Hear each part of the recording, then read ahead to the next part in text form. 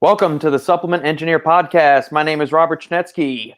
Joining us today is the pirate master overlord of the supplement industry, Mr. Christopher Waldrum, founder of Inspired Nutraceuticals. Welcome, my friend. How are you? Robert, my good friend, dude, I'm doing well. Entered the second month. Inspired Nutraceuticals. Welcome, my friend. How are you? Was that a massive echo? Good friend, dude, I'm doing well. Entered the second month. Inspired Nutraceuticals. Welcome, my friend. How are you? Do you have the YouTube video open up on your desktop? Dude, I don't, let me see. What the hell's going on here, dude? Okay. Oh, my God. Jeez. Okay. Sorry, guys. Let's start it over. I'm doing awesome. Complete loser figuring out technology, and I had YouTube open, so obviously there's going to be this echo chamber that exists infinitely. Wow. So, hey, guys. Nice to meet you. And for the listeners tuning in on the live stream, thank you for joining us. Post up any comments, questions, queries, quips, or smart-ass remarks you have for myself or Mr. Waldrum. We will answer anything and everything during this podcast here. And if you like what we're doing here, make sure to like, comment the video, subscribe, share it with friends, family, and loved ones. And if you listen to us on some podcast listening platform, if you're catching this on replay, leave us a 5-star review. We'd appreciate that, and that helps us climb up in the almighty algorithm that dictates all known life going forward as we age as a species. Dude, absolutely. The algorithm kind of is its own new like Fibonacci golden means thumbprint of God. You know, it's interesting. It is, absolutely. And one last thing for the listeners out there, if you're entering a comment in the little feed right there and we're not answering it or something, keep entering it. Sometimes YouTube gets stupid. If you enter too long of a comment, it just doesn't do it for whatever reason. So just keep putting it in there and we will absolutely get to it. Unless you say something like Chris is better looking than me, and then I'm just going to ignore it. Leave it out. So, man, last time we talked, it was right around the last time we talked, that episode went live on Christmas Day, and you were in the middle of kind of like this mass gaining phase because you were possibly thinking about stepping on stage maybe 2021, 2022. How is the bulk or the massing phase going and all of that? Good. It's the first time first time in years that I started using MyFitnessPal, actually tracking the macros to know where I'm at, because I'm really comfortable with intuitive eating and then doing some sort of a modified intermittent fasting. You get so used to it that you just fall into this kind of just a program that works for you in your daily activities. So this, I actually have to make sure, obviously, if I have a ratio of carbs, protein, fat, to hit that every single time. And that's been interesting, dude. It's been good. It's fun. Now it's keeping kind of the workouts intriguing because I could chart progress and I could base it off of if I had enough sleep, rest, or calories the day prior, and then kind of modify it to whatever my training program is. So good learning experience, man. It's good to have more structure just throughout your, daily activities. Yeah. And I know nobody's diet is going to be the exact same from one person to the another, but do you mind sharing like what roughly your calorie intake is at or what your macros are right now, just for the listeners out there? Yeah, absolutely. So, and when I get into contest prep, they're going to be like diamond cut. It has to be very on point. But now I just have a ratio and I could go a little bit of a surplus, a little bit of deficit, as long as it's not like 300 calories, but within maybe like 20 to 50 calories, then it's totally fine. My protein right now is at 260. Carbohydrates are at 400, and my fats range from about 100 to 120. Damn, that's some big boy numbers. How much protein powder is making up that 260? 50 grams from the Protein Plus. Oh, that's not bad at all. Yeah, I try not to rely on any kind of protein powder. Not saying that it's not convenient, but even though it's broken down, even though like peptides and aminos, I still feel like whole food, even though it's harder for your body to digest, it's so much more anabolic for me personally. And whenever I work with individuals, when I start pulling them off the protein powder dependency and they do eat whole food, the gains are noticeable. So I try to keep it at a minimum. I only do it for my post-workout. In that case, I feel like it is better to have something liquid because it moves through your body faster than just a big whole food meal. Gotcha. Oh, you said you're doing a little bit of intermittent fasting, Chris. And, we've seen from like the research side of things, if we want to kind of maximize the muscle protein synthetic response and, we want to have certain pulses throughout the day. And ideally you want to have somewhere between, maybe 3 to 6 feedings of protein and kind of evenly distributed throughout the day. So are you finding that you're having to like widen out your feeding window on the intermittent fasting thing to where you're not necessarily doing like 16-8, it might be 14-10, it might be 12-12 or something like that to make sure you've got kind of those pulses of protein throughout the day? Man, great question. So I say modified because I have coffee and I have xylitol inside there, and I have a pre-workout, and that Yeah. throws off your fast, and then you have aminos, and technically aminos gram for gram, like protein. But I don't have whole food until I get home from the gym, and that's typically around like 12 p.m. So I don't eat really any later than about 7, definitely not 8. So my eating window is still around 8 hours. Mm-hmm. It's just I've increased, my calories by like 700 a day. Yeah. And you haven't noticed, I'm assuming, any difficulty with mass gaining or anything like that with it, or any No, not detrimental at all. recovery or anything like that? I think there's so much like bro science, and even like the studies too. It's so case dependent. It's dependent on the individual, their daily activities, just their body's response to nutrients. And since I've been used to intermittent fasting, my body started to accommodate having a higher calorie meal and being able to utilize it. Whereas somebody that's maybe like on the 6 meal per day, if they just cut that down to 3 meals and then still have the same caloric content, their body might not respond to it. But from doing this for years, I think my body's been, accustomed to this. So when I do increase the calories in that meal, it's already ready to really absorb it and utilize them better.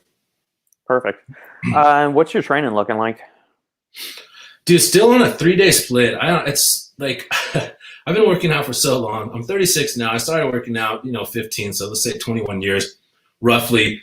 And I was the kid that bought every Flex magazine, muscular development. Like I was so obsessed with it. I read every article, how to do your reps, and kind of all the techniques that were, a lot of them were just like woo science, dumb anecdotal stuff that would only work on an individual taking a gram of test a week. But I still read it because it's really interesting. And I've fallen into this 3-day split where it's legs. So I'll do hamstrings, calves, quads on Monday.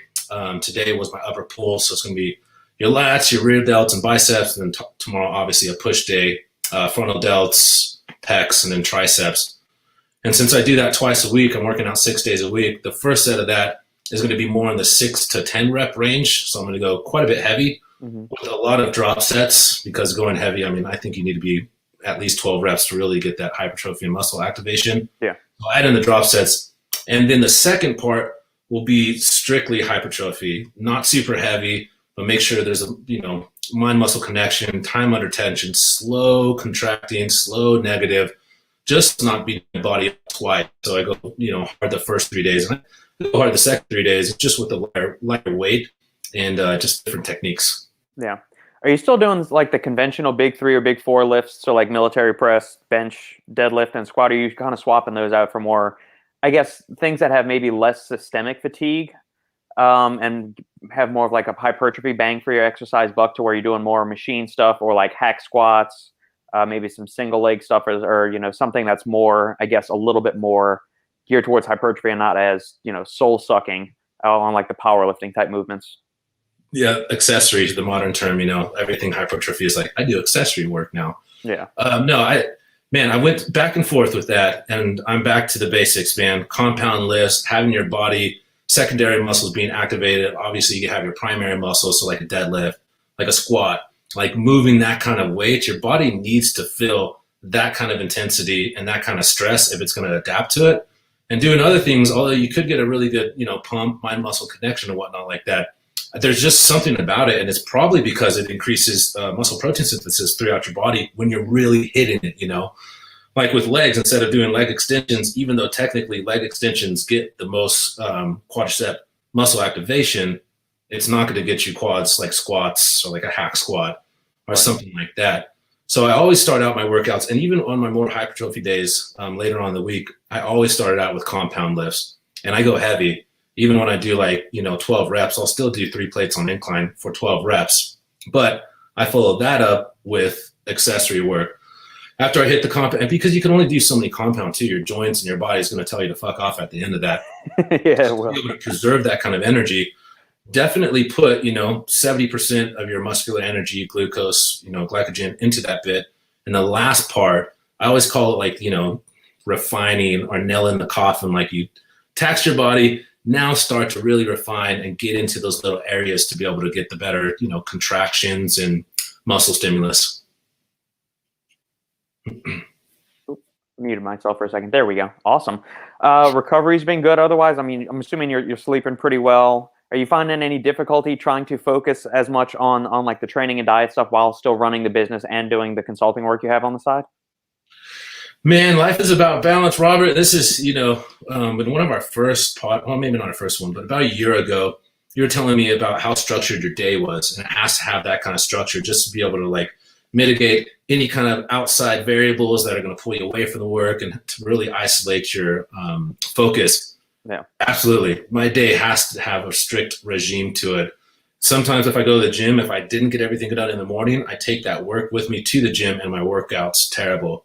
So I try to get up pretty early and put at least 3 hours into work, just so if there's any lingering text messages, which I might get like 100 texts from 100 different people a day, and emails, if I don't handle those and I take it to the gym, then my workout's terrible. My attitude's bad because I'm not present.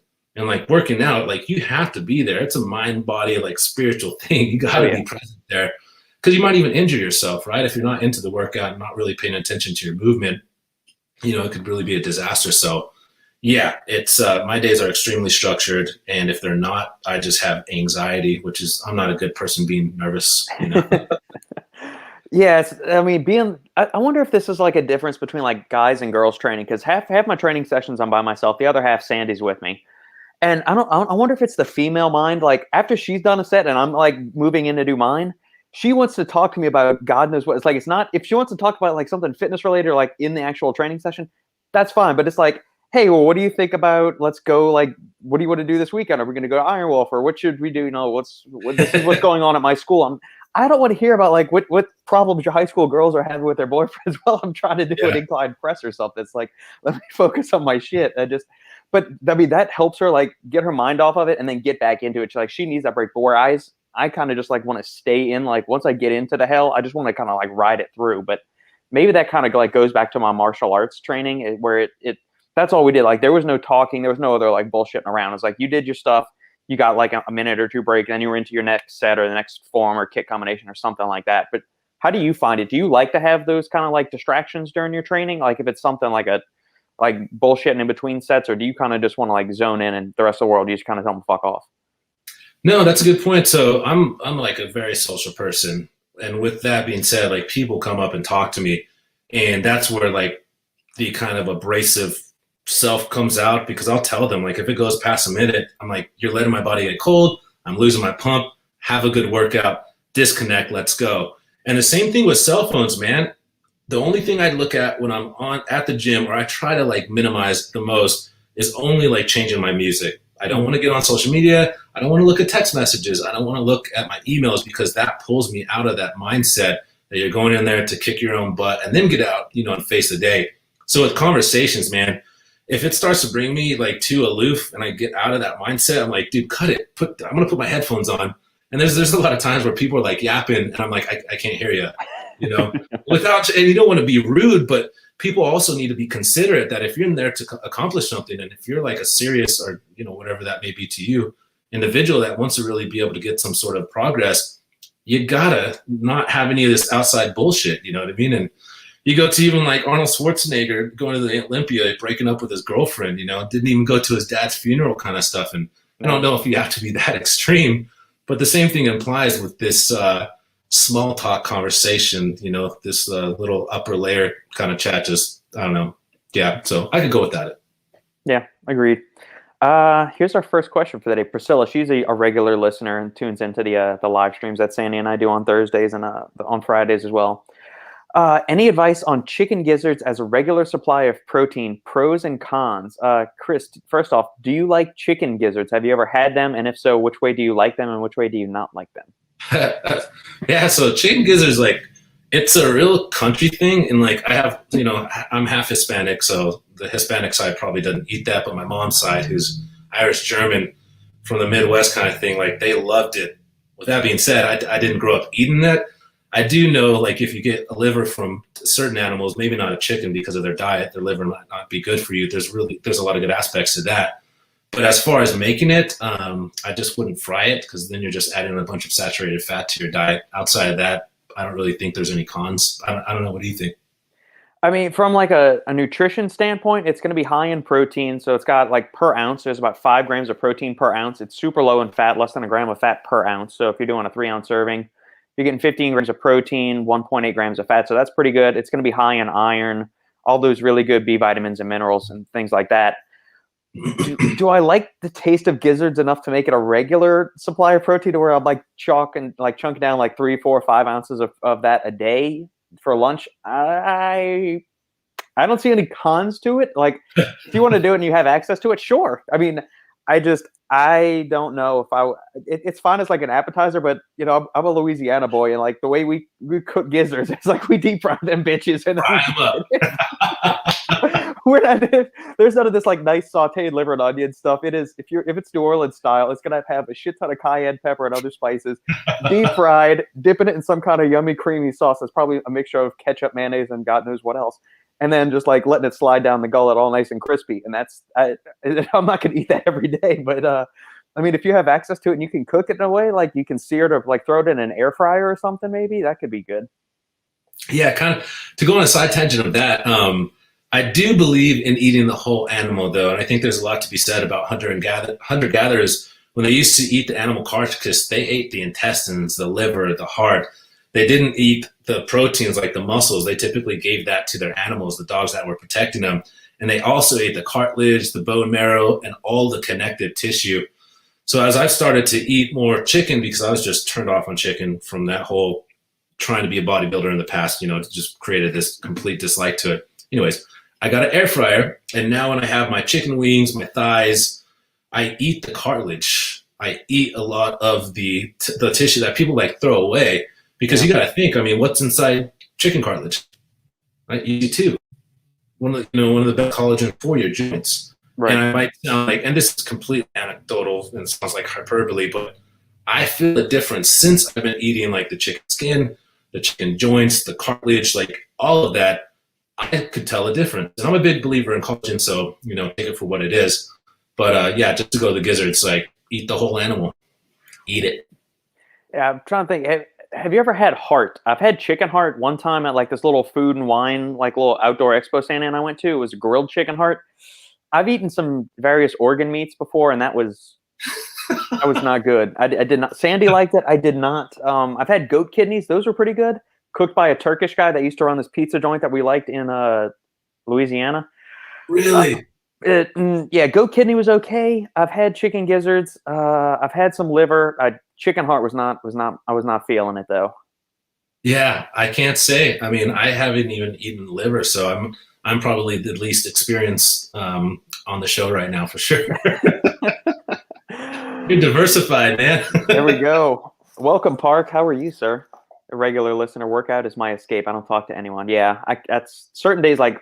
If I'm training legs, please don't talk to me. If it's an upper body day, like a pull day, I can handle a little bit of jibber jabber, but shit, legs is I enjoy it too much, and it's too soul sucking for me to bullshit around. I feel that. Thank you for the question, and thank you for the statement part. Yeah, another struggle. I get many work calls right in the middle of my workout. Yeah. Airplane mode. If you can do it, Chapilla, put your phone in airplane mode.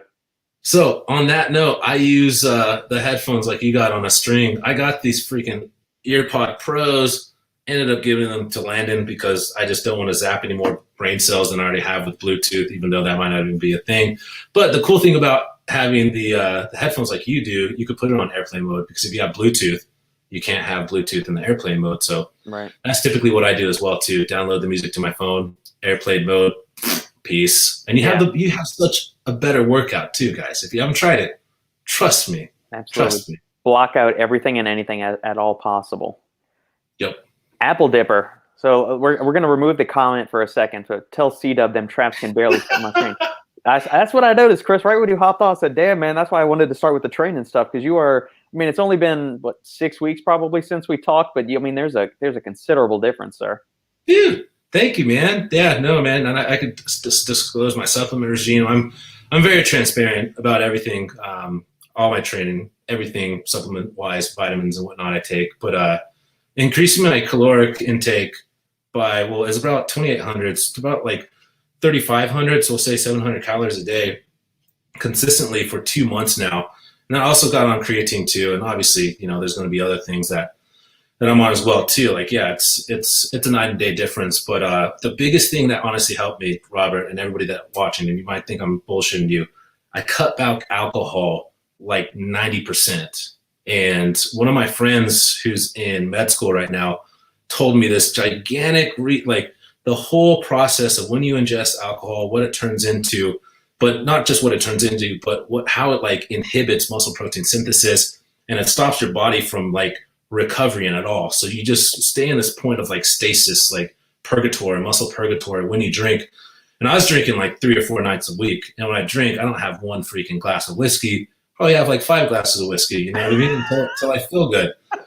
So it was so counterproductive that, you know, and since I want to do a show, Stephanie was like, dude, you're going to be a freaking loser. You're going to do a show and still drink. You're not going to win.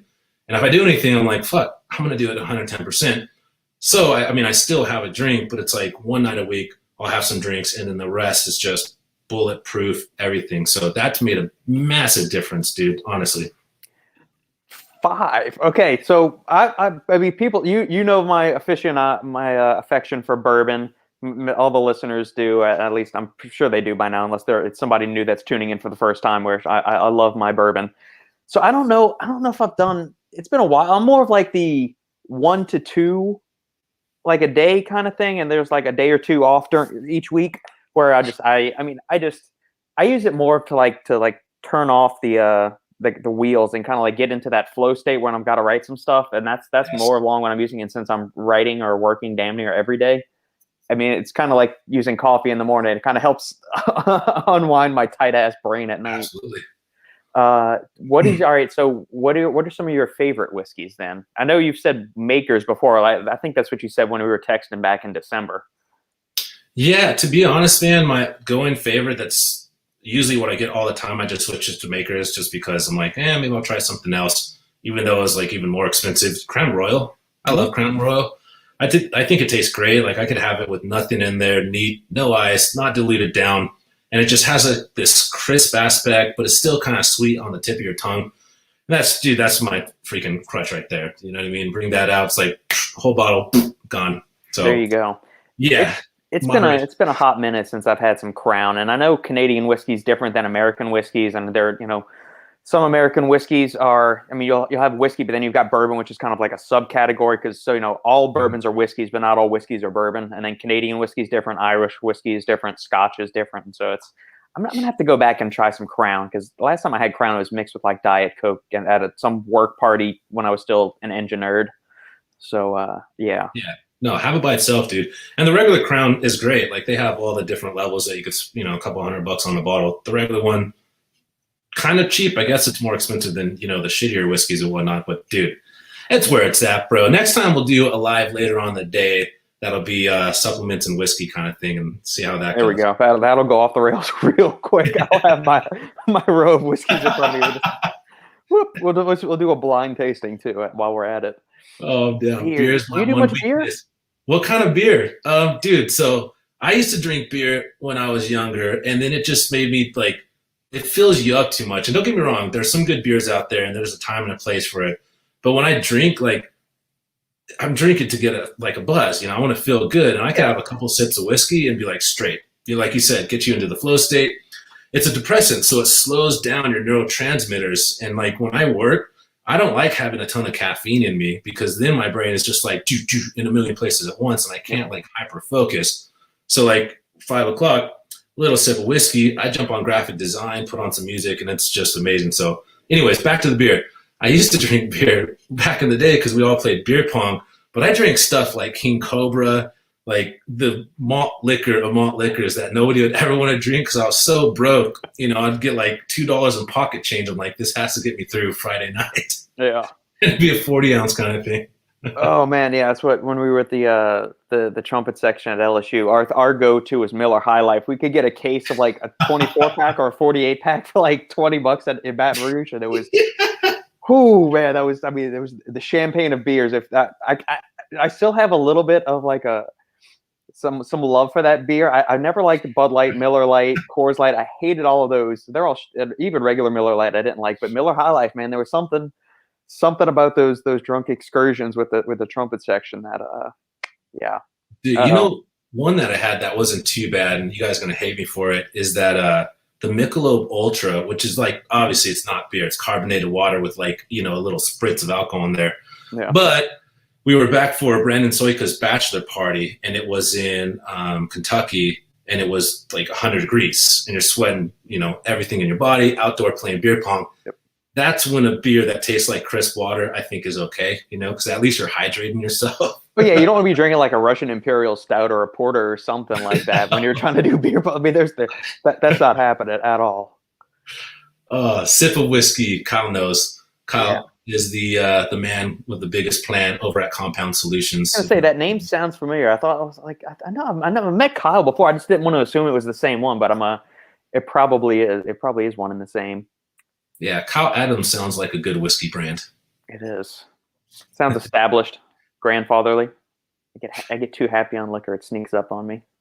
Yeah, good. I don't think you should drink when you're depressed. I don't think you should drink to solve problems. Like, whenever I drink, it's not to solve any kind of like stress level. Like, I just do it because it literally benefits me. Same thing with a lot of people that use like marijuana.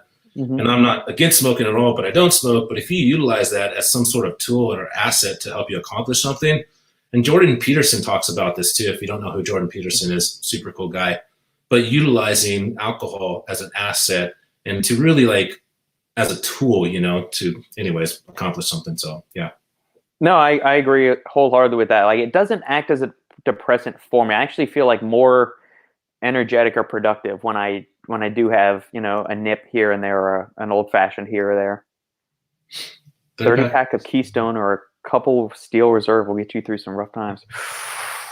That reminds me of my youth too, man. Steel Reserve. I used to do the 24-ounce cans, shotgunning it. And when you're like 18 years old, shotgunning one, you're like, on enough, pretty good to go.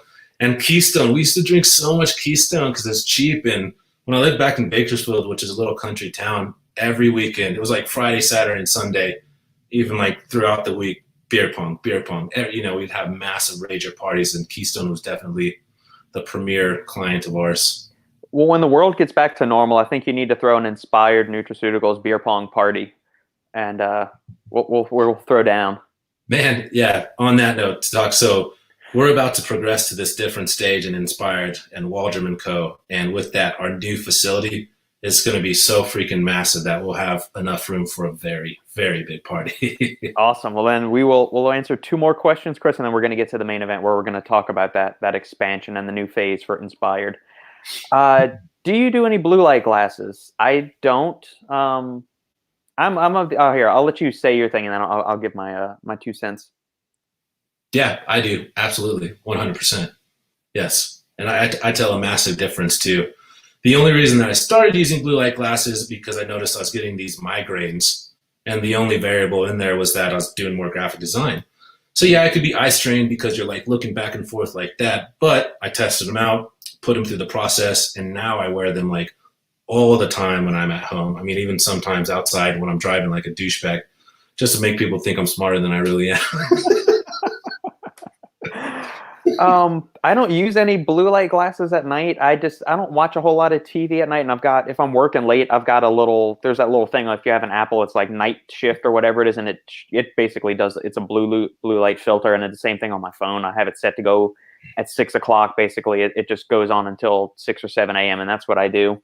But usually, like at nighttime, I pick up the halfling from daycare and we get Sandy from work, and then we're cooking dinner, and then I'm spending an hour reading to them out loud. I'm reading one book to the daughter and one to Sandy, and it's like I've got 2 kids instead of 1, and because I'm reading both of them bedtime stories. It's fun. No, it's great. We're working our way through the wheel of time right now, Sandy and I. And my parents got me these 2 omnibuses of the Infinity War and the Infinity Gauntlet comic sagas, and it's like 1,000 pages of comics. And my daughter, my 3-year-old, loves, and she can pick out Thanos and Spider-Man and all this other stuff now. So it's it's fun. Awesome. I never actually read the real stories. I only saw the Marvel movies. So going back and seeing these story arcs from like 30 plus years ago is kind of cool. Oh, I bet you're going to be like one of those pretentious snobs that watches Harry Potter and is like, that wasn't in the book. You know what I mean? Fuck you, man. Well, that was the thing. Like, that route, please. I'm glad. Like, I love the MCU universe. Everything up until Endgame, I really enjoyed. I didn't like the new Spider-Man, the Far From Home or whatever the one when they went across Europe or whatever. Yeah, it was Far From Home. I didn't like that at all. And I really don't like any of the new Spider-Man movies. Like the guy that's playing Spider-Man, it does a great job and is kind of true to what the character was in the comic books. But like all of the supporting characters, Mary Jane wasn't this aloof person. It's like, I don't like you. And she always has this forever life is so hard look on her face. The teachers weren't douchebags. Flash Thompson wasn't a spaz walking around with a phone trying to do a selfie. He was the jock at the school and all this. So I don't really like how they've modernized some of the certain things. Yeah. And I'm the crotchety old man. I realize that. But the Avengers themselves actually don't really do a whole lot of jack shit in the Infinity War or in the Infinity Gauntlet stuff. It's more like these other characters that are doing main stuff, like Captain America and Iron Man. They're kind of in there, but not in the way that the movies portrayed it. So I can appreciate both. Dude, well, you can't cut out Robert Downey Jr. No, he was awesome.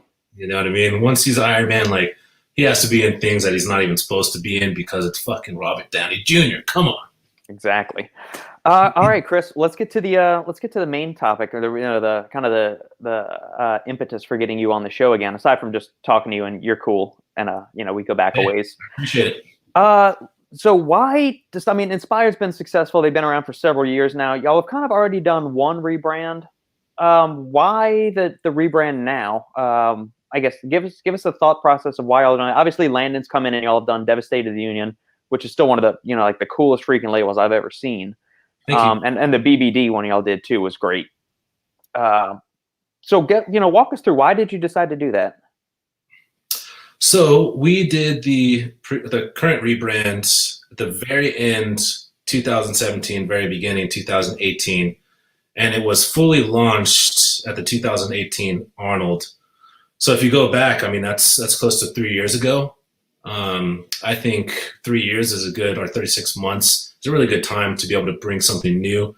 And it doesn't have to be like a complete rebrand. And I don't like that term because I think it's overused all the time, but something like refreshing or really like reinvigorating your essence of what you already have, but embellishing on it, making it even more unique to who you are, because like individuals, brands grow and brands mature too. And if you stay at that stagnant state or the state of immaturity, you never really get to your full potential. So with ours, I would really call it just like a refresh. Rebrand's what everybody uses. So if I say refresh, like what the heck are you talking about? Yeah. But with 2018, I wanted to bring something that was indicative to the West Coast, which is kind of monochromatic in a way. It's just black and white. But we did have some colors on there that were the flavors to highlight the flavors.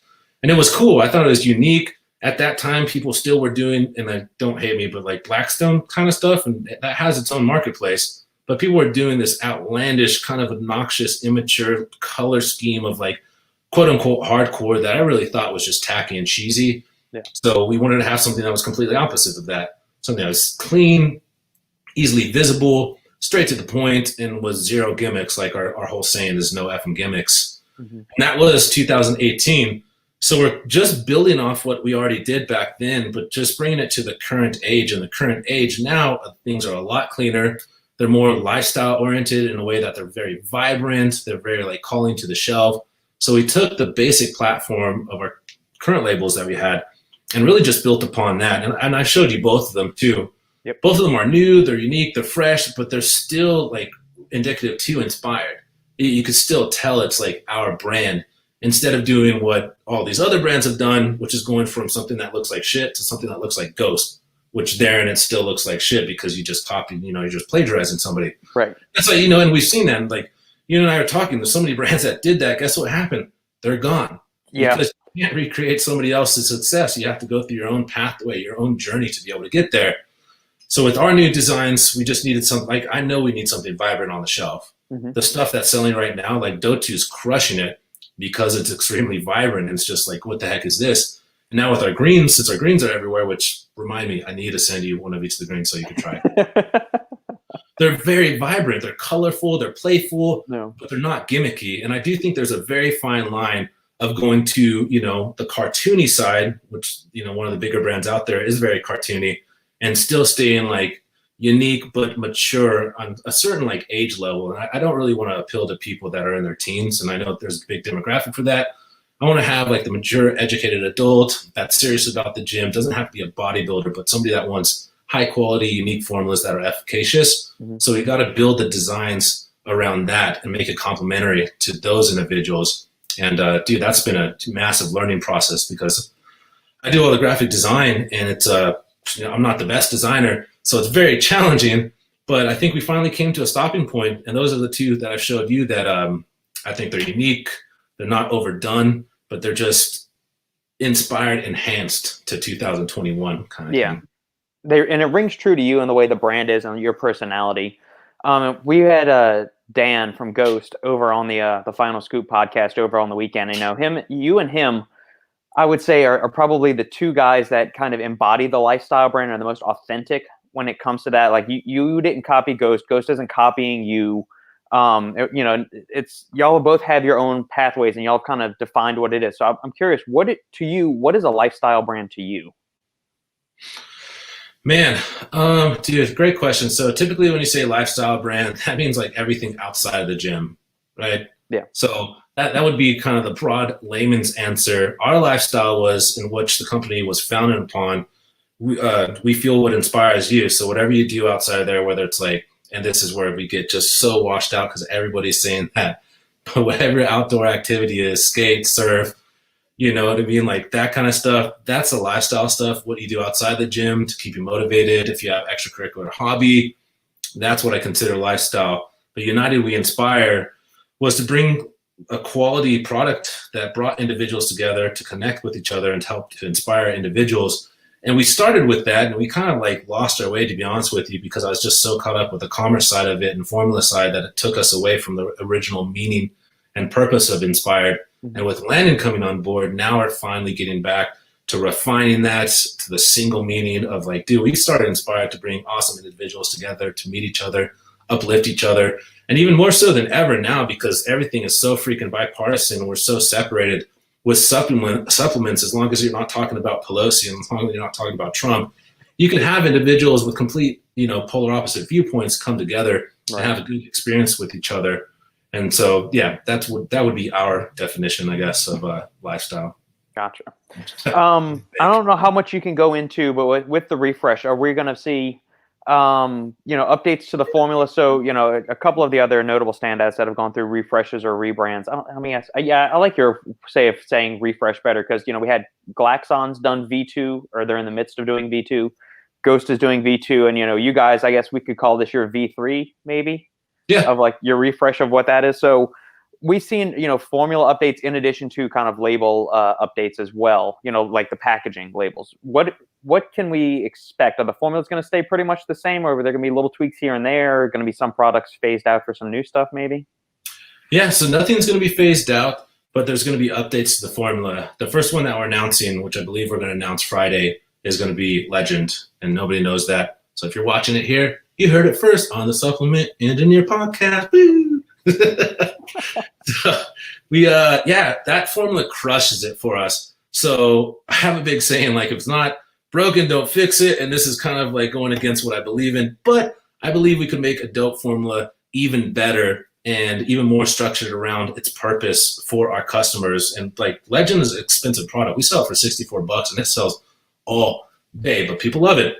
So that's going to be for the first one.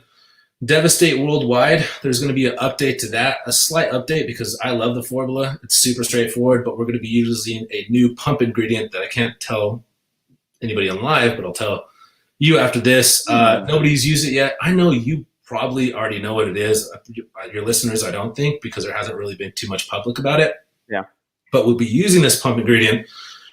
Devastate in version of FSU. We're going to keep the current version of FSU and cut it back a little bit to make it a little bit more consumer friendly. Even though we sell FSU right now relatively cheap online, my cost of goods is so high I can't sell it cheap to stores to help them be successful. So, well, like I've showed you, we have two categories that we're splitting in the regular part of Inspired, which is going to be Signature Series and Prestige Series. And then outside of that, Do2, the Ember, Rebirth, and all the other elaborate stuff is going to be our limited series. So within that, Signature Series is going to have stuff that's much more cost-friendly, consumer-friendly, brick-and-mortar-friendly. Prestige is going to be us doing what Inspired does, which is just like, we're going to bring some of the dopest formulas out there, and you can't do anything about it. Yeah. So, yeah. There's a lot, though. We have, at least 10 unique brand new formulas, And then on top of that, it's going to be a massive amount of SKUs with, flavor diversity and whatnot. Do you have these already kind of planned out, or is it still kind of like a wait and see game as far as delivery times? Are there any supply chain issues or anything like that y'all are facing with right now? Yeah, so we have 2021 completely mapped out. I mean, down to the day. Do the announcements and launches always happen on the day? No, because I mean, the supply chains and logistics is so complex to be able to like forecast. I mean, it's especially with what we went through in 2020. I mean, there's a massive supply chain issue with just plastics. Yeah. Like we had to hold up on scoops, and then the scoops we got had shorter handles, not the long handles, so my clients were getting pissed. But no, we have everything mapped out. It's on a very strict schedule. I mean, everything's mapped out to the point where I know I have to put a massive amount of money at this point in time to be able to get it by this time. And we give us time variance to know that if there's something that does come up, we can still make that schedule. So that's been basically all of January, sitting down, mapping it out, and then like structuring all these launches to the seasons perfectly. If there's something going on, it's going to come out right around that time perfectly. I'm not talking about the freaking Halloween or shit like that. Pumpkin spice latte. Yeah, dude. It's like, whatever. People do that, and that's cool. I've never really been about it. Will we do something this year like that? Probably not. But what I mean, like seasons, just knowing like the customer flow, the data, the analytics of show when people are going to need something like that, structuring it around those times just so we can make sure it's successful. So yeah, dude, there's a lot of stuff, man. I can't wait to show you guys a Prestige series because those formulas, like, they're just so fun, unique, and the customer experience is going to be, yeah, dude, you'll be a big fan. All right, I'm looking forward to it then. I want to pick your brain from the brand owner side as far as marketing. Often we'll see people, they'll either, I don't have a business background, and my brain set is, hey, I'm selling this product, I want to get it into as many hands as possible. Where you see, some other brand owners, hey, we're going to go just D2C and we'll be exclusive to this one retail outlet. And I can see the pros and cons of both sides. You don't want to water down your brand to be the Walmart brand, even though Walmart sells a fuck ton of units. But they're also going to twist your arm and say, hey, we're not going to pay above X amount of dollars. And I don't care how big you are, how great you think your formulas are. Walmart is going to set the price for entry there. You have no leverage in that instance. So, at what point do you start to play the game of, hey, I want to market myself as this ultra premium exclusive brand? Or do you want to go like the Walmart, Sam's Club, Costco, right, where you're selling tons of volume? So how do you, as a brand owner, make that decision? Man, kind of how we figured it out and what we're doing this year with pivoting to 2 layers of the company, and not to diminish Signature Series, because the formulas are going to stand toe-to-toe, apples to apples with anybody out there. But being able to do Prestige will still keep us in that very high-tier premium level that I think people are used to seeing Inspired in. But Signature is going to help us spread in retail, and we're crushing it in retail. We're a very strong retail brand, and our online has grown exponentially too. Australia's crushing it. But yeah, I mean, people that are like, hey, C4 is a loser because they're in Costco, like, shut your freaking mouth, bro. You make $15 an hour. You're probably not going to do anything with your life, and they're making hundreds of millions of dollars. Chill out, because they're doing something right. Same thing with Walmart, dude. You know what I mean? Like Muscle Tech. Say what you will about Muscle Tech, they are bigger than any company really out there. They're massive, massive. So much so that they, man, who'd they bring on? They brought on that Superman actor as like one of the head of the marketing. Henry Cavill. Is that what his name is? Yeah, Superman's yeah. guy. Probably my favorite Superman, to be honest with you. But yeah, like Vital Proteins brought on Jennifer Aniston. Genius move, Vital Proteins. So to say these people are anything less than genius, you would just be, tossing stones. So yeah, you have to be able to pivot. You're not going to be able to have the ultra premium formulas all the time. And that's why, and I hate to use them again, Dan, you're welcome. That's why Ghost is doing so good. Do they have the most stacked formulas? No, not by any means. Does anybody have the most stacked? Obviously that's subjective, but you could have a $20 cost of goods like a Pro Supplements, and you could say it's the most stacked, and really it's just a really expensive product that doesn't mean shit.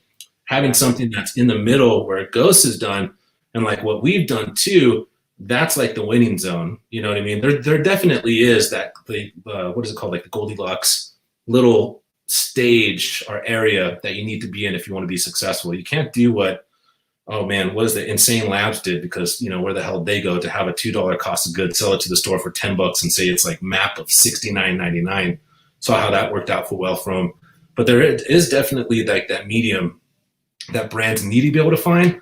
And if brands only are stuck on having the most highest cost of goods and that's how they differentiate themselves, they're dead. They're completely dead. And if they're trying to oversell something that's underdeveloped, you're dead, because people are smart now. They'll fish you out. So you really need to be able to build something that's special, that has like a culture and connectivity behind it, outside of having a high cost of goods product or, extremely low dirt crap kind of product. Yeah. As you continue to grow the company, like you guys made your name on, you had the lifestyle component, but you also had like a light your balls on fire pre-workout. As you're going to grow the company now, do you find it's more about not necessarily releasing, you still want to release a great formula, but do you find like the growth of the company is more hinged on being able to relate your message about what the brand is and like what you personally are about than maybe releasing the most innovative formula or the most stacked formula on the market? Man, I think it's kind of both. You have to have a philosophy that people could identify with and adhere to. Look at Rich Piana's brand. Not really the best products, but he had such this cult following of this really hardcore mentality that people just are like religiously into that. And so I think it's a little bit of both. You want to be able to give your customers something that they could take somewhere else and have like validation. So I don't want somebody to buy Devastate, it to be watered down like C4, and then somebody else that has a dope pre-workout be like, you're an idiot. Why are you buying that? Because then they're going to feel diminished. They're going to feel foolish. Yeah. And that's not going to be good. So we need to have both. We got to have a product that people can stand behind and say, no, this is a great product. You know what I mean? You can't combat that. And then also some sort of like social and cultural atmosphere where they're like, okay, these are real individuals. They want to do something positive for the industry. They continue to grow. It looks exciting, something I want to be a part of, just like what First Form did, which First Form, I don't think there's anything special outside of the structure of the culture that they built. Their formulas are what they are. And, Andy Frisella is a big time podcast host, but he's done a great job of having something that people want to become a part of, and I think the biggest companies out there now, that's what they do. And there's not really many that are doing it as well as people like First Form or like a Ghost, to be honest with you. I take that back. Redcon's done a phenomenal job of creating something where people, they don't even have to know what the products are, but they just want to be a part of it because they've created that kind of allure, the kind of like spectacle that makes people interested and enticed to be a part of. Agreed. Chapilla, so rebranding, quote unquote, is avoiding plagiarism, copying, and how products are labeled, but define educated adults as your target demographic. Rebranding is avoiding copied. I wouldn't say, he might be referencing that in what, we said certain people have, certain brands, when they tried to rebrand, copied other people's styles almost down to the little icons that were on the side of the tub. Educated, I guess, yeah. So what would you say as an educated adult, if that's your target consumer? What is that? Is it like the informed lifter, the intellectual, the person that isn't just looking for the BOGO deal and like they're willing to pay a premium product? So what from the Inspired Nutra standpoint is an educated adult? Yeah, so that's somebody that doesn't look at the infomercial at 2 a.m. to see a guy go from 300 pounds to 80 pounds and thinks it works. That's not an educated adult. An educated adult is somebody that discerns the information that they're taking in, utilizing that to make their consumer the decision that they're purchasing with. I don't want somebody buying Devastate just because it has a cool name. I want somebody to be confident when they buy Devastate. The other big companies that are spending $250,000 a month, those are the people that are doing, I don't want to say like bottom feeders, but people are uneducated. They could watch a commercial that they spent a lot of money to make and they're pulled in to buy it. And typically those formulas are nothing superior. And those are the formulas that are low cost of goods, but the marketing is adequate enough to be able to fool these people into purchasing it. I want our consumers to know what they're taking, to know that Devastate's good because of this, to know that our greens is good because of that. Those are the consumers that I want. And that's what I'm referring to as educated adult. Rebranding is avoiding plagiarism. I'm talking about people who rebranded and then that made them plagiarize. So they weren't rebranding to avoid it. They rebranded into the atmosphere of plagiarization. Correct. Do you find that your target demographic evolves as you continue to age and grow more experienced and gain longer tenure in the industry? Absolutely. Our demographic used to be predominantly male, but we've had a lot of female athletes. We've had a lot of females join the company. So that's been a pretty big switch. I don't think we're 50-50 yet. We're probably about 50% male to 40% female. But like I said, consumer awareness, the educated consumer. We've tried to identify people like that because I can't sell a $44 pre-workout to somebody that wants something for $29, even if it's superior. And those are the uneducated individuals who don't care, and that's fine because there's a lot of them out there. So we need to identify the people that know, like, hey, 6 grams of citrulline, that's a good thing. Or hey, they have organic greens, they have 5 billion CFU of shelf-stable probiotics. That's a good thing. And that takes a lot more time and money because then you have to educate the individual, and you can't just have something with loud music, some dubstep, and a girl with like a big booty and fake titties bringing people to the company. So that's just not what we affiliate ourselves with. So yeah, I think we're doing it the hard way, but the longevity way. Everybody that started with us, all our original customers, like if you look at our Shopify, there's people that have been with us for years, my accounts for years, because that's how long it takes to really get this kind of loyalty and trust. Yeah, and there's something to that because there's so many brands on the marketplace, and and this isn't a knock against Inspired at all. There are a shit ton of really good like pre-workouts, and one of the metrics by what we kind of judge a company by, or at least a lot of people that I get questions from a lot are, hey, what's the best pre-workout? What's the best protein powder? What's the best aminos? But there's a lot of really good pre-workouts on the market. So when somebody says, hey, what's your favorite? I don't. It kind of depends on the day, how much sleep I had, what's my work stress levels like, what training session is it, and all those kind of things. And so, to be able to retain customers even in the midst of them, I doubt the average consumer only buys one company's product. I'm inclined to believe they're probably rotating through 2 or 3, but the fact that they're loyal to those 2 or 3 is still a big win, I think, for guys like you that have a high customer retention rate. Yeah. So pre-workouts, that's just to get the people through the door. If you don't have like the overall customer experience, if you're not offering products that will get like customer retention, then again, you're dead. And that's why some of these companies come with the dopest pre-workout. Like, I don't think Devastate and Do2 are the best pre-workouts in the industry. Some people love them and they might swear by it, but there's a lot of other pre-workouts. I took one today by my friend. It's called Fueled Supplements, 1NMF, and it's a 30-gram serving. It has 1.5 grams of nitrogen and then every other massive dose you could ever imagine. I mean, it's just probably one of the most stacked pre-workouts I've ever tried. Yeah. That is a dope product. So yeah, going like, man, you're totally right though. And I hate the whole battle about pre-workouts. And that's why I'm over it. Like, I don't even advertise Devastate. I'm like, dude, take it, leave it. If you want to do it, awesome. I'm more interested in getting to other unique aspects of gut health, microbiome, joint, cartilage, neuro health, and that kind of thing. Speaking of which, this is also a shameless plug. I'm going to have Dr. Gabrielle Fundaro, who's kind of one of the leaders in the microbiome thing, coming on the podcast in a couple of weeks. And nice. I'm curious to see what she's going to say as far as probiotic supplementation. Do greens really do anything, and all this other kind of stuff? Like, do we need probiotics? Do we even need fiber to a certain extent? Because you listen to some of the fringe people out there, like the carnivore diets, and even some like the extreme keto diets. You don't need fiber. You don't need all this. You don't need plant foods, and it's so counter to what we've been told growing up over the years. It's going to be a very interesting conversation to see what by a woman who makes her bones living in this sphere, and see what she has to say about it. Yeah, I mean, probiotics, one, you could dive into that. Like, if you take a probiotic that has multiple strains, well, you have hundreds of millions of strains inside your belly. So why would you take only those 5 strains? So that is a very deep road.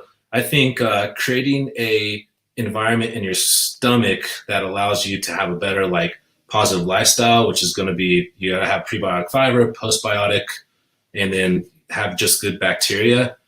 There's just, I don't know. It's like so complex. So yeah, I don't know. I could go down that and say, should you take probiotics? Probably not. But will they do something good? Yeah, they'll probably make you poop. That's a good thing. You know what I mean? So I don't know. For listeners out there, get your questions in. Chris and I will be on for maybe about another 10 or 15 minutes, and I think he's going to have to depart us after that. So get them in quick, and we will answer anything else. Park. When I look at a supplement, I always ask, why do I need this over food? Most things don't win me over. Yeah. So what is your, I guess, response to that, Chris? Or do you is that where brand owners are at these days? Is that they have to try to convince the average consumer to say, hey, this is better than food, or you need this to take you above and beyond where you are now? Is that it, or is it the more of the mindset of, hey, you might not be getting this, so it's a good idea to take this? Yeah, I think the best mindset that a brand owner could have when coming up with new formulas is to fill a need. You know what I mean? Not necessarily a demand, which might be like a hyper stimulated pre-workout, but a need. And when I say need, especially when it pertains to like a diet, if there's something that you're deficient in, and if there's something that you could supplement to be able to have that kind of baseline homeostasis, I support it 1,000%. If you have an adequate diet and you're good on everything, do you need really anything? No. And is a lot of this stuff, like placebo? Yeah, definitely. But if that placebo makes you kick ass inside the gym, guess what? It's still doing something. Do you need a pre-workout? No. Have I taken a pre-workout every single day for a very long time? Yeah, and I have great workouts. So this is like that conundrum question. It's like, what supplement do you really need? Not really anything, but do you have a better workout experience? Do you feel better about yourself with it? Yeah, then dude, if it's conducive to you, go straight for it. But like multivitamin, our multivitamin's so stacked that I tell people with a good diet to take 2. You don't need to take a whole like 100% daily value, 200% daily value of every vitamin and mineral if you're eating good. You know what I mean? Overabundance is not going to do anything. You're just going to excrete it out and you're wasting your money. So there's going to be a lot of redundancies that you have with your diet. But stuff like creatine, I'm not eating enough steak to be able to get that much creatine in my diet. So I supplement it. You know what I mean? Protein, if it's going to be easier for you to digest post-workout, to break down post-workout, then take it. Yeah. Nate, I always say it's about closing that last percentage gap. 1% better over the course of years adds up. And that's what Shane over at stack.com has always said. That's his whole reason of supplements is like, what he says, it doesn't really matter. I'm always chasing that other 1%. So if it sounds like the most wackadoodle supplement, but it has that allure of that extra 1%, he's all for it. Yeah. No, I'm with it, man. I think supplements are exactly that. And this is just like such a big debate and why we get such a bad rap too, because we're just trying to sell this promise pill that doesn't do jack shit except let you down. And that's why the FDA eventually is going to come and swallow us up because obviously, pharmaceuticals, we're taking a lot of money away from them. But yeah, dude, the supplement industry is awesome. I absolutely love it. Are there some dark sides to it? The disingenuine side to it? 100%. We just need to weed those people out, bring them to the light, and fucking snuff those dudes out, Yeah, like if you're a company that's trying to sell people microencapsulated glutamine as the second coming. we gotta have a podcast just talking about the snake oil companies that are selling these things that are just like, dude, you guys are evil, man. Yes, Chris does know his stuff. He's been a good friend over the years, and he's one of the favorite guests to have on the podcast. Absolutely. Make stuff up as I go. Yep. Beef and rice. All right, Nate. What kind of beef? Are we talking sirloin, ribeye, chuck? What kind of beef? I like beef, but I want some more specifics, man. Nate's on the vertical diet. If it has any other color outside of like white and brown, he doesn't touch it. So like anything colorful, fruity, tasty, no, not for Nate. Anything green, cruciferous greens, not for Nate. I love it. Okay, ground beef and tri-tip. See, I know tri-tip is what? It's a big thing out in California, isn't it? I don't think I've ever had that cut of really? Beef. Yeah, I've never made it out to California before. Holy moly. I've had brisket before, but I don't think I've ever had tri-tip. Oh, dude. Tri-tip's the shit. It'll blow your mind. I have to try it then. Maybe I'll go to the store and see if we can get it here in Texas. This is beef country. We got to be able to find something. That's what I'm saying. Yeah, it's not out. No, it's not. I don't know what it is. Right, apple dipper. When do I get to see the Ember Rebirth formula? Also, will there be new Devastate of the Union flavors as well for the listeners that might not know what Dotu is? We've said that a few times. Well, Mr. Dipper or Mrs. Dipper, I don't know. I'm not going to assume your gender. I'm sorry. Don't burn me, cancel culture. The new Ember formula. There we back go. to like 30 minutes ago where I'm like, we have everything mapped out. So we literally have every single announcement mapped out. Well, the Ember announcement was yesterday. Did you guys see it? No, it's because we didn't announce it. So with that being said, probably tomorrow, we'll disclose the formula for tomorrow. It's going to be launching in Australia first. It's going to be coming to America in about 3 months. Well, right before summer, just about. And the American version is going to be different than the Australian version because obviously their regulatory system is arcane. and very much, yeah, they suck. Yeah, that's going to be my follow-up question is that, Shane had kind of gone on at length on his podcast about the changes of what's going on with Australia and New Zealand, their supplement regulations. So has that thrown y'all any curveballs or headaches or anything like that as far as formulation, or I guess do you have to pull old SKUs out and like send new stuff over when those changes went into effect? Man, so when I first got into Australia, we dealt with a lot of that issue of the labels not being compliant. So we had to throw away an entire pallet. Oh, you're out $15,000. And they literally make you destroy that, like your product. But that was a long time ago. Now, since we're working with our beautiful brothers and sisters at Nutrition Systems, we have foregone any of those complexities. So everything in Australia is as streamlined as any company. To be honest with you, I mean, we're probably more streamlined than companies that are bigger than us. In Australia, like, we are as big in the US or as in the US, if not bigger in Australia. I mean, we completely crush it there. So fortunately, we haven't had any current issues. Are we going to have to pivot and adjust when these come into place? Yeah, but they haven't come into place yet. So we don't have any kind of worries. Okay, cool. And Apple's answering his gender as a circle. There we go. Need DO2 in a scan, baby. I don't understand that. Do you understand what's going on there, Chris? He's from the Central Valley, man. They're a different breed, just making up their I'm not hip to the lingo. I mean, Chris and I are both north of 35, so I don't understand any references that are like, yeah, it's all downhill from here. Dude, yeah, my neurons. I need to go back to neurogenesis again. Take some more Lion's Mane. Hopefully that'll help, or Neurofactor. Yeah, took some of that. Well, I haven't taken Neurofactor today. I did take a gram of Lion's Mane earlier. Dude, that's it right there. When's your album? Are you working on an album, Chris? Man, I've been trying to write music, but nothing that would make anybody happy other than myself. So I'm on a good roll. I can't put out music that are like, man, screw Chris now. Not yet. Well, you and Landon got to come up with like you could be like the Hall and Oates of the supplement industry or something like that, or the Sonny and Cher of the supplement industry. Landon, do Sonny and Cher, please let me be Cher. That would make me so happy. I mean, do you believe in love? There you go. Right? Yeah, Landon is a very accomplished musician, and I've been playing the guitar for a lot of years, but Landon's a great lyricist, rapper, and he has new music coming out that I had the fortune to hear, and it's bangers. If you like that kind of music, I mean, it goes hard, but like gym music, it'll get you guys lit up. Good deal. Nate's clarifying, needs DO2 in a can. So, all right, Devastate of the Union in a can. Any plans for a Devastate RTD possibly? Man. Or energy drink? Probably can't go into too much detail, but probably.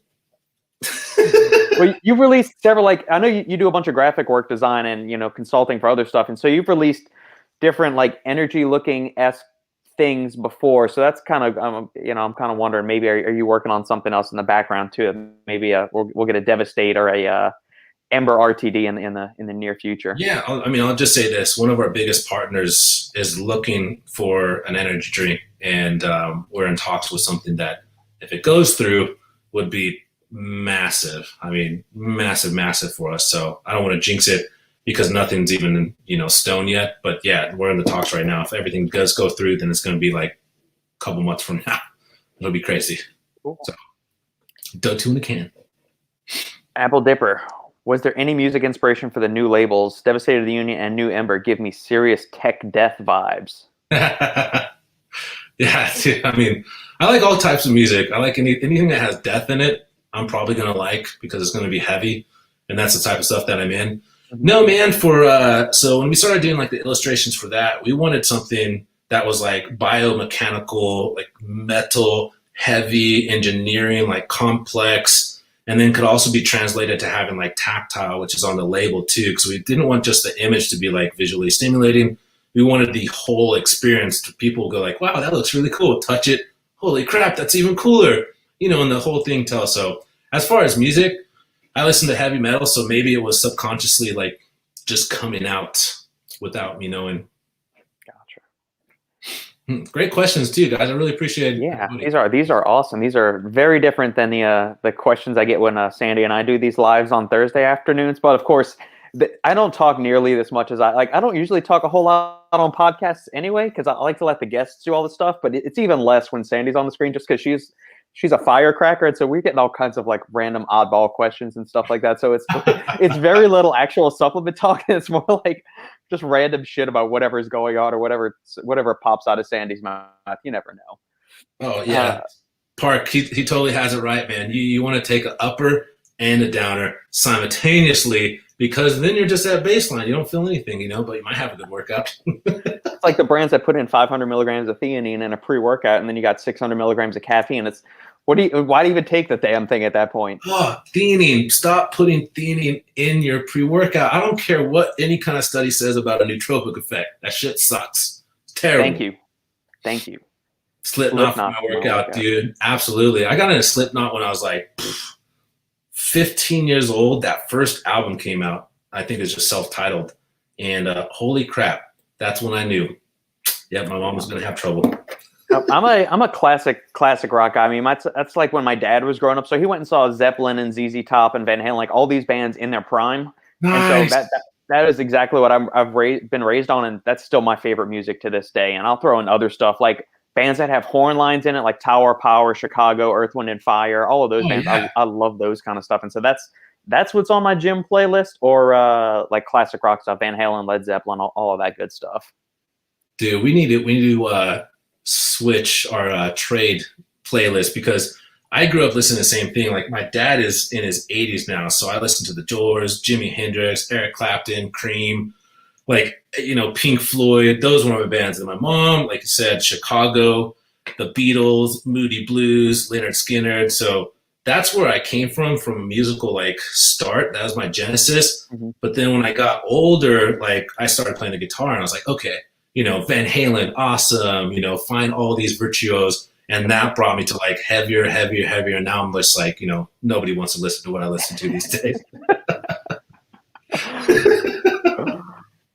Graphic design skills, trap genetics, and poetry. You have it. Yeah, Chris is a steal. Stephanie is a lucky woman. You ask her that, dude, and she's like, he's a pill.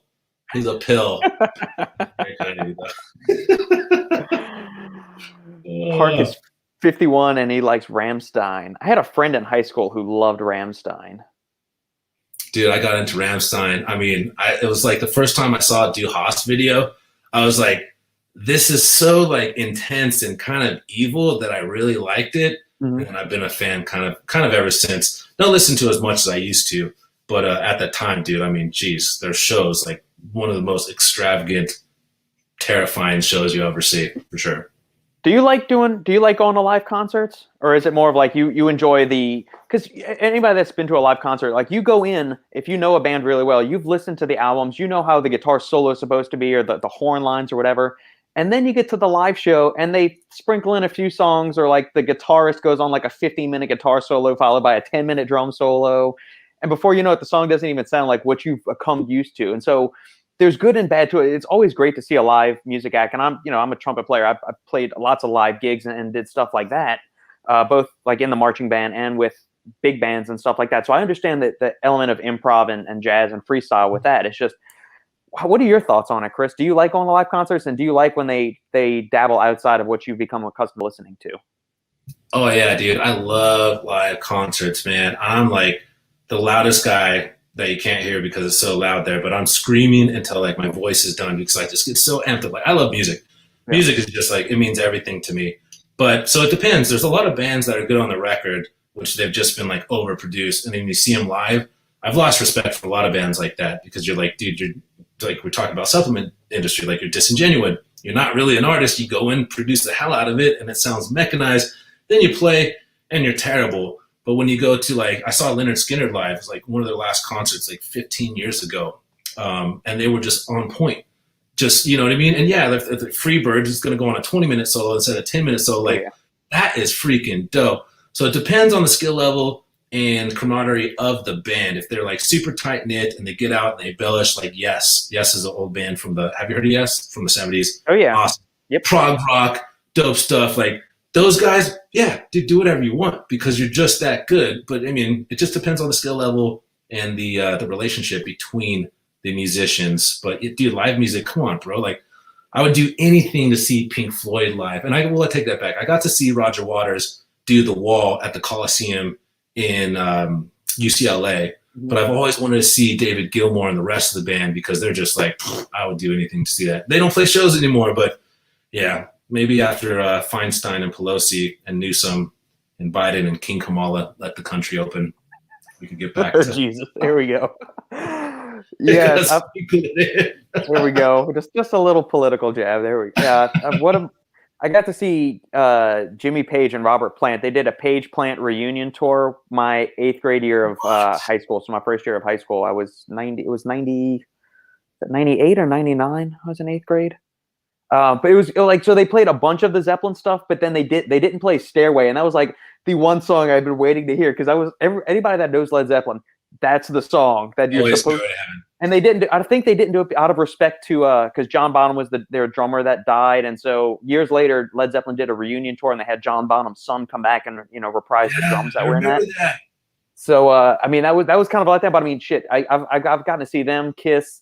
I've seen Earth, Wind and Fire in Chicago in a duo concert together twice. Steely Dan. Who else? Same name I saw Journey. We've seen the Doobie Brothers 4 times. I love the Doobie Brothers. That's just absolutely really good stuff. And then it's a bunch of jazz musicians that nobody listening to this has ever freaking heard of. So yeah. Dude, I'm into jazz. I heard you almost say Boston. Oh no, Journey. Journey and Boston are two of my favorite bands as well too. I mean, yeah, especially if you go to the bar, like these bands because they're always on the jukebox. Yep. And growing up, they were just my jam. I've always wanted to see Pantera, dude. Before Dimebag got taken out, that was a big goal of mine. Yeah. Or Metallica still, that'd be dope. So a lot of bucket list things to do as soon as, and I don't even know, to be honest with you, if I'll ever open it up to that kind of scale again. But I don't know.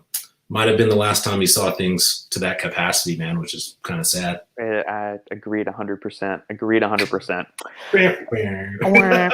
So let's end this on a positive note, Chris. Give us your daily supplement regimen because you said that's what you're taking while you're doing your massing phase right now and everything. And then when can we start seeing some of the goods roll out from this V3? Yeah, so with Inspired, the first thing that we're going to be launching is the CR3, which we just announced last week, and that's because we're going to be replacing Actogen with Synactive, which Synactive, and that we could talk about that another time.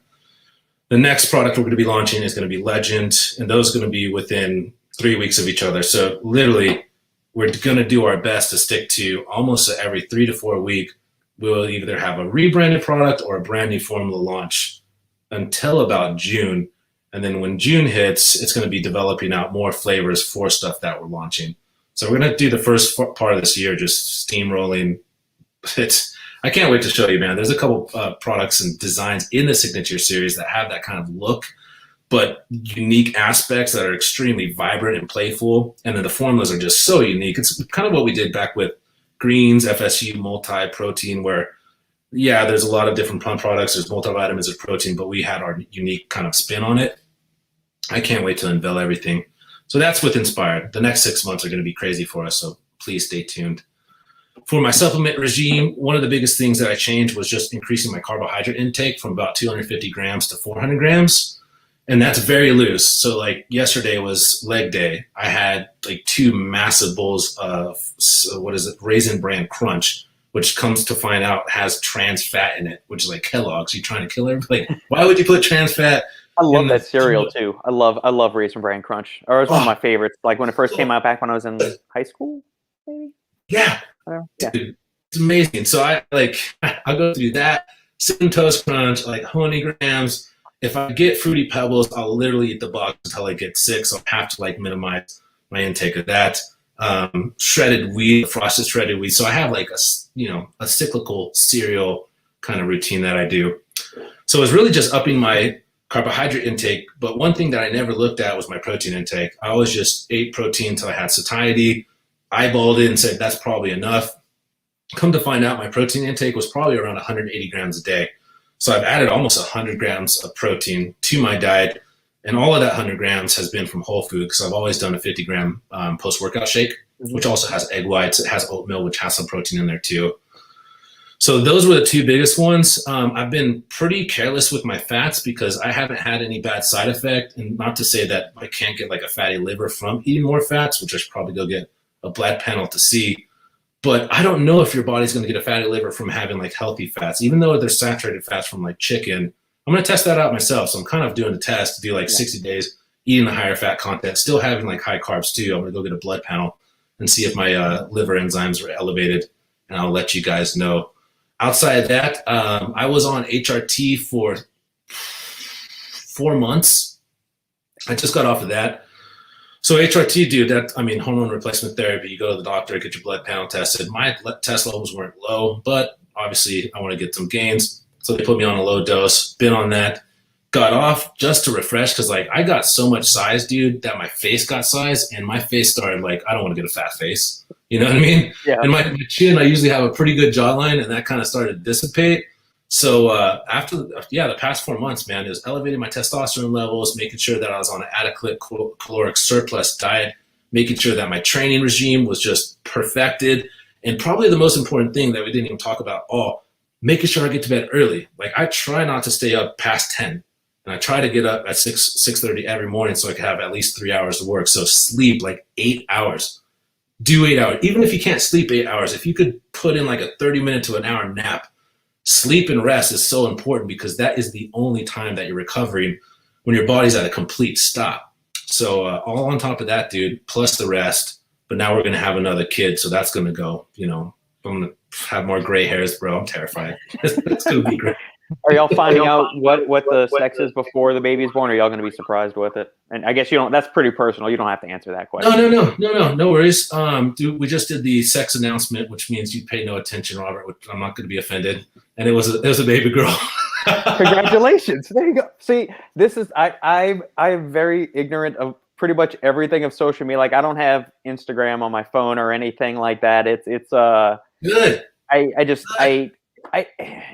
I'm not active on it very much now, and if I just never did anything on it, because a lot of my business doesn't come from it. Very little of it does, but if there's certain things that I'm working on this year, I have a feeling I'm gonna probably need to start doing some other things on it just to grow a few other side projects I'm working on. I really don't want to though. I have zero interest in actually it's not that I don't want to interact with people. So, I mean, I love doing the YouTube lives. I love doing the podcasts and having conversations and helping people answering questions. I just don't want to be attached to a specific platform doing it this way. But I mean, if people would just send me a bunch of questions to my email instead of like trying to send me a DM or something on Instagram or Twitter or whatever other fucking social media platforms are out there that are popping up, that's fine. I would rather that. I don't want to be on like beholden to these other little apps and whatnot. I don't know. I'm the crotchety old man on the porch yelling at people again. Grouchy old man on the stoop. Yeah, man, because you start to become the slave, and then these apps and technologies become the slave owner, and they start to control you. So I could completely see that. And I was listening to this one podcast, and the guy deleted all social media off his phone, but he put Instagram on his tablet, and it's because he only looked at his tablet maybe once or twice a day. Mm-hmm. And when you're on your phone, like people are on their phone. Like there's a week where I was on my phone 4.5 hours average a day. 4.5 hours. Yeah. And then I talked to my friend, and she's on like 7 hours. I'm like, holy crap. Anyways, we're addicted to this, man. It's not a symbiotic relationship. Our phones are now parasites that are living off of us. So if we could mitigate that at all by having any kind of like, put it on your tablet or whatnot, do that, guys. So I commend you for that. But are you restricting business growth? Probably it's a bad business decision too. Yeah, it probably is. And that's why, yeah. That's why I need to start making enough to where I could just hire somebody to like run all that. If somebody has a question about a supplement, just email it to me or send me a text or something, then I'll give you an answer and you can respond to that. But I have no interest in actually whatever. I mean, people that listen to this podcast know my abhorrence of social media. And if mine is a 10, Sandy's is like a 45 on a scale of 1 to 10. Because like she teaches a bunch of high schooler kids, and they're always coming. Mary Sue posted on TikTok that Alan did this. I'm just saying, it's like, I don't give a fuck. Oh, She's like, you're making your life miserable. Delete that shit. And you won't have any issues with. You're imposing all of this stress on yourself. You're a teenager. What the fuck do you need a social media account? Anyway, yeah. No, again, that's exactly crotchety it. old man. No, that's exactly it, man. I was thinking, like, people get upset over the issues that they can't control, but really they're getting upset over the issues that they can control. And that's one thing right there, is just what you're like feeding yourself and your soul. And those people are just like, dude, unplug, you dumb MFers. You're the reason why you're not happy. Agreed. All right, Chris, man, thank you. I kept you over what are the lot of time that I said I would keep you on, so I apologize if I kept you too late, sir. But you are one of my favorite people to have on this show. I love talking to you, and you know, we need to start making this a little more normal thing. And our next venture will be a bourbon or whiskey infused one as well. Dude, let's do that. We got to come up with something, yeah, like whiskey and sups or something, you know, but talk about more of the, not necessarily like racy, but like taboo kind of stuff. It's like, hey, this is the real crap going on that needs to be exposed, and let's have some sort of coherent conversation about it. Absolutely. Thank you, my friend, for joining us as always. Shamelessly plug anything and everything you want to for Inspired. And for the listeners out there, Chris truly is one of the good guys in the industry, and I wholeheartedly recommend his stuff. I have no reservations about it. There's a lot of great companies and great people in the industry, but damn it, Chris is one of my favorites. So have at it, Chris. Man, thank you, Robert. Thank you for letting me on your platform to talk to your awesome customers and everybody that asked questions. I appreciate it. If you ever need anything from me, you could reach out to Inspired Nutraceuticals at Gmail. You could do it through Inspired Nutra IG. If you want to have a question from me personally, I respond to everything. It might take me a month, but I'll get to it. Mine is Chris Waldrum on IG. I just want to say thanks for all the support, man. Everybody's been freaking awesome. The only reason I would be here is because people support us, and there's days where I want to quit. I have somebody that reaches out, reinvigorates me, and lights my soul on fire. And that, dude, I'm so appreciative to have this opportunity, man. Supplements one thing, connecting to other people and like freaking jazzing out with somebody, like that's cool as shit, man. You know, like we wouldn't have this if it wasn't for that commonality of supplements. So I'm just appreciative for everything. So thank you, man. I appreciate you. Absolutely, man. Thank you. Thank you to all the listeners that tuned in on the live stream. And for those of you that are catching us on the replay, thank you again. And make sure to leave us a 5-star review, like, comment, subscribe, and share the podcast if you found our information helpful, useful, or interesting. And this is Robert Janetsky, the supplement engineer. Chris Waldrum signing off. Thank you. Later.